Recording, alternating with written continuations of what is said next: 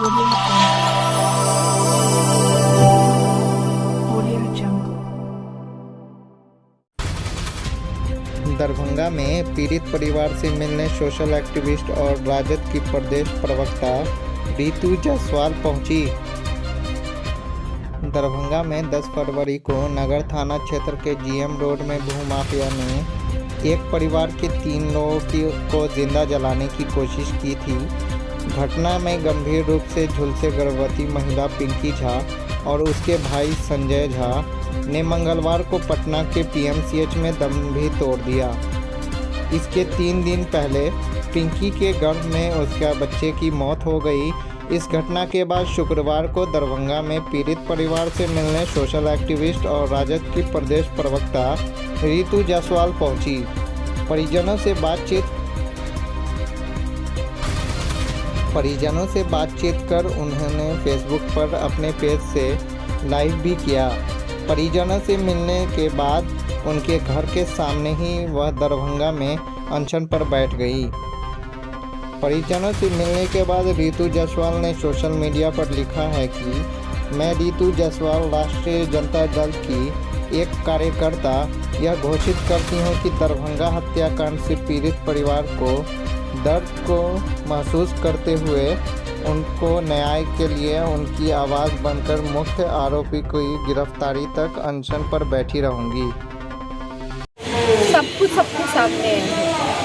जो जंगल राज बोल के अपने पापों को, अपने कुकर्मों को जो सरकार जंगल राज का वास्ता देकर के छुपाती रही है, वो आज इस बच्ची की आंखों में आंखें डाल के मुख्यमंत्री जी कहेंगे कि तो ये अभी की बात नहीं है, जंगल राज में ऐसा होता था। अभी मुजफ्फरपुर वाला कांड, फिर दूसरा कांड, फिर अभी जो और घटनाएं पता चली, रोज हर रोज कब तक छुपाते रहेंगे। इनका एग्जाम्पल मैंने अभी दिया है कि ये अभी अपने आप को जो कहते हैं ना कि जंगल राज में अपने बातों को ये छुपाते रहे, अपने पापों को छुपाते रहे हैं। आज जो शासन है उसका एग्जाम्पल मैं देती हूँ।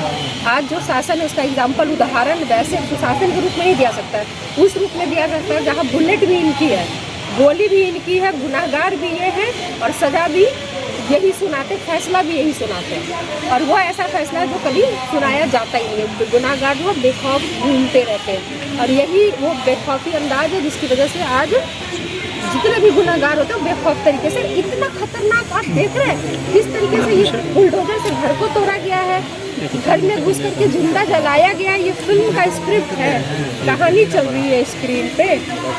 ये सुशासन की सरकार जो अपने आप को कहती है, ये 16 साल का यही सुशासन का सरकार है। ये ना सुपर हिट फिल्म जो है ना, ये दे रही है हर रोज एक वोटर को वोट के बदले में मौत दे रही है ये सरकार।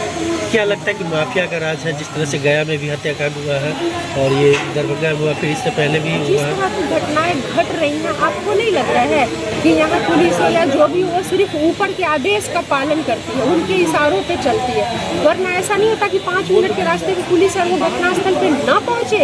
ये बिना ऊपर के इशारे से नहीं चलता। ये भू माफिया या ये किसके ही सरकार के द्वारा पनपे पाए गए होते हैं। इनके संरक्षक, उनके सरकार के संरक्षण में ये पनपते हैं और उनके ही संरक्षण का परिणाम है ये हादसा। तो क्या आप लोग आए हैं यहाँ पे, अभी मिले, पीड़ित परिजन से मिले, क्या कुछ कहते हैं यहाँ पे, क्या करने की ज़रूरत है, क्या कहेंगे आप? बचा कौन है यहाँ पे? अभी बचा कौन है? पिता पहले मर चुके हैं। ये केस आज से नहीं चल रहा है। उसी दुख में इनके पिता की मृत्यु पहले हो चुकी है। एकमात्र कमाने वाला इकलौता भाई को जला के मार दिया गया। एक गर्भवती इनकी जो बहन थी, 8 महीने का बच्चा था, वो उसके शहीद पे जला करके मार दिया गया। क्या कहने सुनने को है? क्या न्याय मिल पाएगा? ये कहाँ, ये क्या इतने बड़े हादसे के बाद यहाँ पर हमें नहीं आना चाहिए था पीड़ित परिवार से मिलने के लिए? क्या लग रहा है खादी और खाकी के मेल से घटना को अंजाम दिया गया है? बिल्कुल दिया गया है, क्यों नहीं दिया गया है? इसको कहने और सुनने आप पूछने वाली कोई बात ही नहीं रह गई है ना। तो राजद का आगे का रणनीति क्या होगा मैम? न्याय कैसे दिलवाएंगे? आगे की रणनीति क्या होगी? हम लोगों ने हमेशा अपनी लड़ाई रखी है, सड़क से लेकर के सदन तक लड़ने का काम किया है। जो एक हम लोग क्या कर सकते हैं, विपक्ष में एक आवाज़, मजबूत आवाज़ बन सकते हैं। हमारी पुलिस नहीं है ना कि हम जो कहेंगे वो कर देगी, और हमारा शासन नहीं है कि हम जो करेंगे वो सरकार वैसे चलेगी और हमारी बातों को सुनी जाएगी। हम विपक्ष के नाते अपनी बातों को मजबूती से रख सकते हैं, लड़ सकते हैं, लड़ रहे हैं, सड़क से लेकर के सदन तक लड़ने का काम कर रहे हैं। और बदले में एक आम आदमी तो छोड़िए, उन्होंने माननीय विधायकों तक को जिस प्रकार से सदन की गरिमा को तार-तार किया गया, बाल पकड़ करके घसीट के सदन में मारा गया, यही आवाज़ उठाने के कारण, यही पुलिसिया कानून की बात हुई थी ना हटाने की।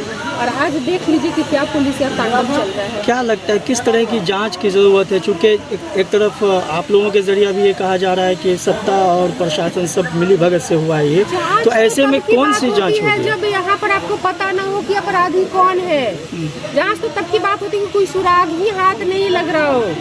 यहाँ तो सब कुछ क्रिस्टल क्लियर है, यहाँ सब कुछ तो दिख रहा है, नाम से लेके पता तक सब कुछ तो पता है कि किसने किया है, कौन है, सब कुछ तो पता है। इनका जो सुनवाई की बात होती है, 1 साल में सजा सुना दी जाएगी, फैसला हो जाएगा, स्पीडी ट्रायल, ये सब सिर्फ कानून के पन्ने में है। अगर इसी तरह से हर, जैसे मान लीजिए जितनी घटनाएं घटती हैं, ठीक है, आप कहें कि ठीक है घटनाएं घटी, पुलिस ने जांच किया, अगर स्पीडी ट्रायल हो, अगर अपराधी भागा हुआ है, उसके घर के ऊपर बुलडोजर चलाए जाए, कुर्की जब्ती हो, एक दबाव बनता है। क्या किया गया अब तक? कितनी जगह छापेमारी हुई है, कितनी घटनाओं में स्पीडी ट्रायल होते हैं, कितनी घटनाओं में कुर्की जब्ती होती है, कितनी घटनाओं में इनके गुनाहगार, ये अगर आज ये बुलडोजर चला तो अब तक तो उनके सारे ठिकानों पे बुलडोजर चल जाना चाहिए। कितनी घटनाओं में होती है, कभी इनका आंकड़ा भी आप लोगों के द्वारा ना लिया और दिया जाना चाहिए। ये क्या सिर्फ कानून के पन्ने में रहेगा स्पीडी ट्रायल?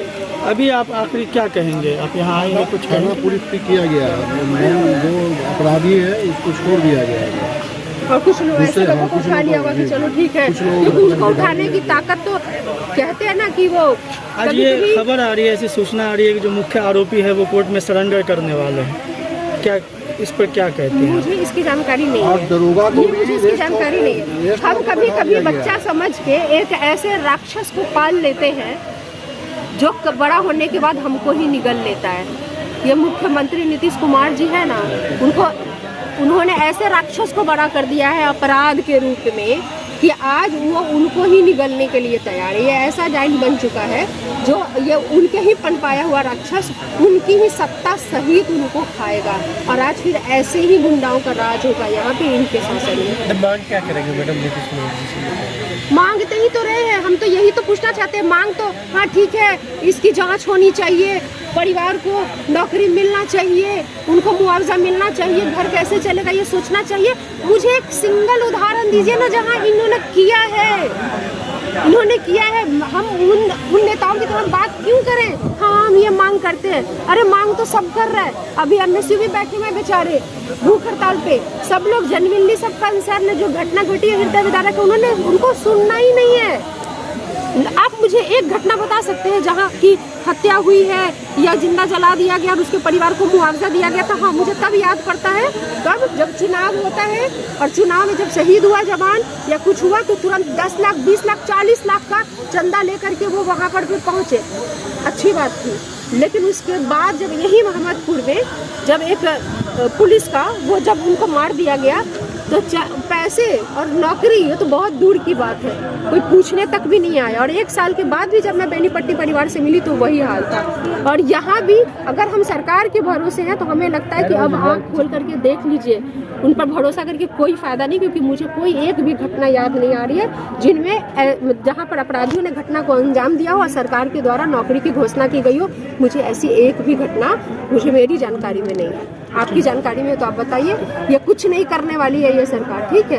यही इनके ये ऐसा दैत्य पैदा कर चुके हैं जो अभी ये इनको ही निगलेंगे और इनका ही राज रहेगा। ये कहने को सुशासन का राज है, ये अब दैत्य राज हो चुका है। जिनको इन्होंने पनपाया, इन्होंने बड़ा किया है, वो चिराग घिसने से निकलता है ना, उनको इन्होंने निकाल दिया है अपराधियों के रूप में, ये अफसरों के रूप में। जो ये चल रहा है ना, ये आम जनता का राज नहीं है, ये अफसरों का राज है। ये एकमात्र इकलौता है बैठे ऊपर में जिनके इशारों पे अफसर की राज चल रही है और इस तरह का गुंडा राज चल रहा है। अब तो इनके हाथ में भी नहीं है। मैं तो यही कहना चाहती हूँ कि अब मुख्यमंत्री जी के हाथ में भी नहीं है। इनके द्वारा जो राक्षस को बड़ा किया गया इतना बड़ा हो गया कि अब वो उनके हाथ में भी नहीं रह गया है। तो इतनी सी भी उनके अंदर अगर कुछ बचा है तो उनको तुरंत गद्दी छोड़ देना चाहिए। उनको जनता से हाथ जोड़ करके माफ़ी मांगनी चाहिए कि मैं सरकार चलाने के लायक नहीं हूँ, मैं गुनाह को नहीं रोक पा रहा हूँ। शराबबंदी जैसी चीज़ें, अपराध जैसी चीज़ें, ये कुछ भी मुझसे नहीं संभल रहा है, बिहार मुझसे नहीं संभल रहा है, मेरे बस की बाहर की बात है। अब नैतिकता का पालन करते हुए, मोरालिटी का पालन करते हुए मुख्यमंत्री को ये गद्दी इस घटना के बाद तुरंत छोड़ देनी चाहिए थी।